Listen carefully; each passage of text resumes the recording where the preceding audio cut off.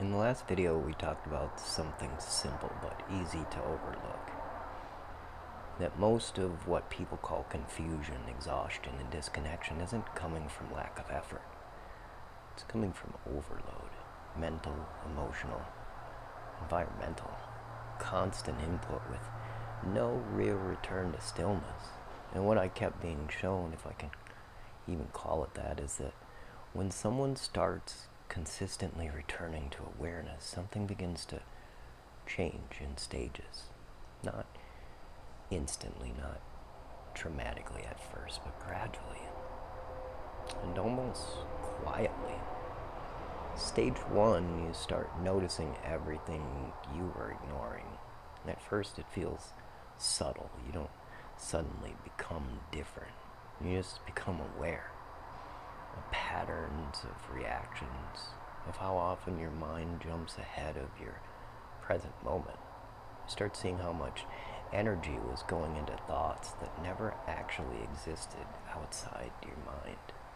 And for a while, that awareness can feel uncomfortable because you can't unsee it. But that discomfort isn't a problem, it's clarity forming. Stage two, things that were buried start rising. This is where most people think something is going wrong. Old emotions resurface, old memories come back, old patterns you thought you had outgrown show up again. But what I kept being shown is this: nothing is getting worse, it's getting visible. Because when the mind becomes quieter, you can finally see what was already there underneath it.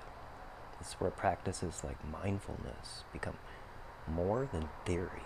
You stop reacting to everything immediately. You start witnessing it. And that witnessing creates space. Space to respond instead of react. Stage three, your system begins recalibrating. One of the clearest shifts people report during this process is energy regulation. Not hype, not excitement, but steadiness, because practices like breath work begin to retrain the body out of constant survival mode. Your system learns something new. Not everything is urgent. Not everything requires a reaction. Not every thought deserves full identity. And slowly the nervous system stops living in constant anticipation. That alone changes everything. Stage four, relationships begin to shift naturally. This is where things get real, because as your internal state changes, your external world starts adjusting to match it. Some people feel closer to you, some feel distant, some relationships deepen, others fade without conflict or explanation. And what I was shown, if I can call it that, is that this isn't punishment or reward, it's resonance. People connect through shared states of awareness, emotion, and identity. When that state changes, the connection changes. Not because anyone is right or wrong, but because alignment is shifting. Resisting that process usually creates more pain than allowing it. Stage five, clarity starts replacing effort.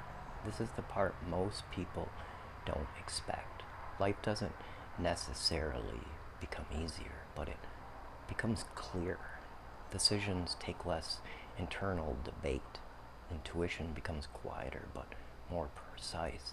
You stop over explaining your own direction to yourself, and instead of forcing outcomes, you start noticing what actually aligns. Not emotionally, not impulsively, but deeply. Like something inside you is no longer arguing with itself. My final insight is nothing external was ever the source of confusion. If I can summarize everything I was shown into one idea, it would be this: you were never actually disconnected. You were just overloaded. And beneath all that noise, there has always been something steady, something aware, something observing, something unchanged. Call it source, Call it awareness. Call it consciousness. The name doesn't matter. What matters is what happens when you stop drowning it out. Because the more you return to stillness, the more life stops feeling like something happening to you. It starts feeling like something you're finally present for. So if you've made it through both parts of this series, I want you to comment. Source, force, awareness, active. Not as a trend, but as a marker. That you've taken a step back into observation instead of reaction. If this resonated with you, like it so more people can find it. Save it so you can return to it when your mind gets loud again. Share it with someone who feels like they're constantly overwhelmed but can't explain why. And if you want to continue exploring this path with me, this space of clarity, awareness, and inner stability, then subscribe. Stay connected, because this isn't about building belief. It's about returning to something you never actually lost. Till next time, fam. Remember, we are all in this together. One love.